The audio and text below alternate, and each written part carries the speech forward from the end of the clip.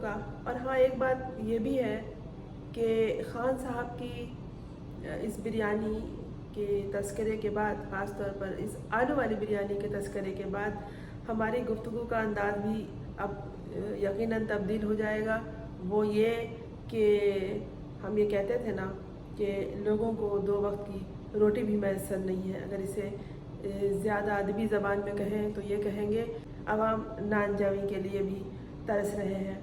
نان جویں یا پھر 2 وقت کی روٹی کا تذکرہ نہیں ہوگا، بلکہ ہم یہ کہیں گے کہ حال یہ ہو گیا ہے کیونکہ چینی اور آٹا دونوں ایک ہی قطار میں کھڑے ہو گئے ہیں، دونوں ایک ہی قیمت پہ مل رہے ہیں، دونوں عرض ہیں عوام کی دسترس سے باہر ہیں۔ تو ہم یہ کہیں گے کہ عوام کو، لوگوں کو اب تو 2 وقت کی روٹی بھی میسر نہیں ہے۔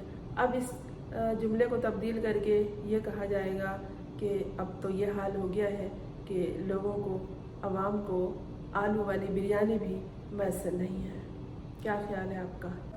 السلام علیکم، میں ہوں فرزانہ روی اسلم اور آپ مجھے دیکھ رہے ہیں اس وقت یوٹیوب چینل پر، فیس بک پیج پر اور انسٹاگرام پر۔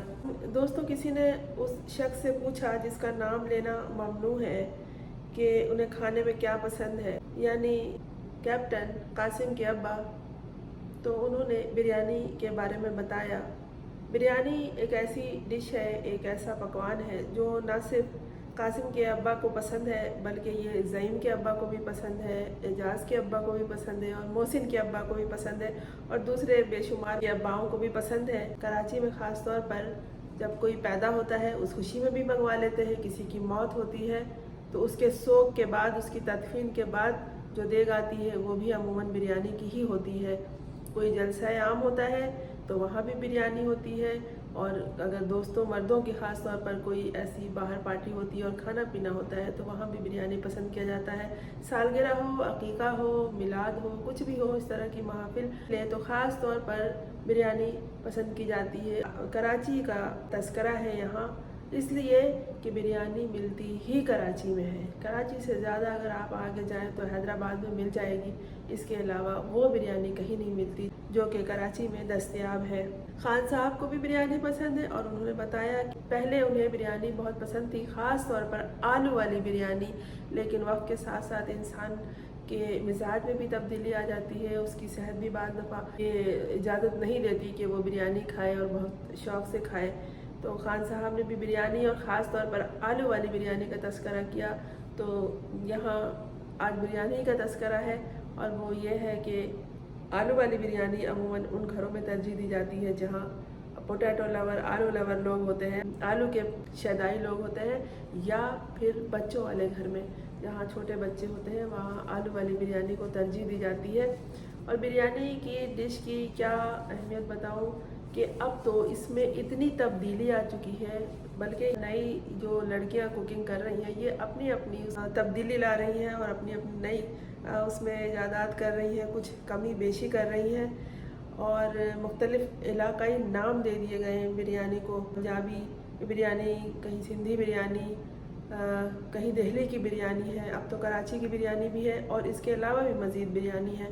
اور ایک تو اب آ گئی ہے نلی بریانی، یہ میں نے کراچی میں ہی دیکھی ہے اور خدا جانے کون لوگ ہیں جو نلی بریانی بنا رہے ہیں۔ میں نے یہ سنا تھا کہ لوگ شادیوں میں میٹھا یعنی زردہ اور بریانی ملا کے بھی کھاتے ہیں، تو انہوں نے اس طرح کی ایجاد کر لی ہوگی، لیکن بریانی وہی ہوتی ہے جس میں پیاز براؤن کر کے، برشتہ جسے کہتے ہیں، بریاں کر کے ڈالی جاتی ہے اور وہ اس میں آلو کا عمل دخل نہیں ہوتا، وہ عموماً گوشت سے بنائی جاتی ہے۔ بریانی ہوتی ہی گوشت کی ہے، وہ چکن کی نہیں ہوتی، لیکن جو لوگ پرہیز کرتے ہیں یا جو بیف نہیں کھاتے، بڑے کا گوشت نہیں کھاتے، وہ پھر مٹن یا چکن میں بریانی پسند کرتے ہیں۔ اور اس حوالے سے جو کچھ بھی پسند نہیں کرتے وہ آلو کی بنا لیتے ہیں۔ میں نے تو ایک سوگ کی محفل میں دال کی بریانی بھی دیکھی ہے، تو نام بریانی رکھ دیتے ہیں، اسی اسٹائل سے پکا لیتے ہیں، لیکن بریانی جو ہوتی ہے وہ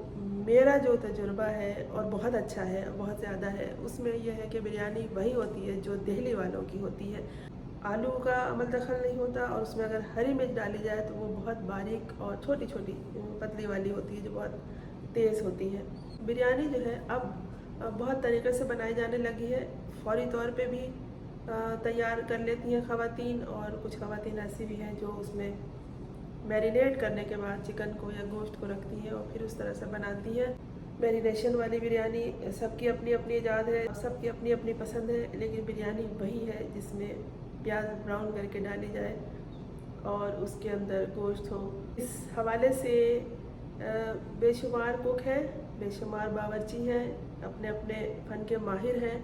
हमारे यहाँ जो अपने तजर्बात और अपनी पसंद नापसंद का बयान करते हैं, लेकिन एक बयान ऐसा है जो मोहतरम जनाब मुफ्ती तारिक मसूद मददल्लाहु का है। उन्होंने जो अपने एक बयान में बिरयानी का तस्करा किया है, बहुत खूब किया है और बहुत तफसील से किया है। उन्होंने बिरयानी की इस तरह इज्जत अफजाई की है।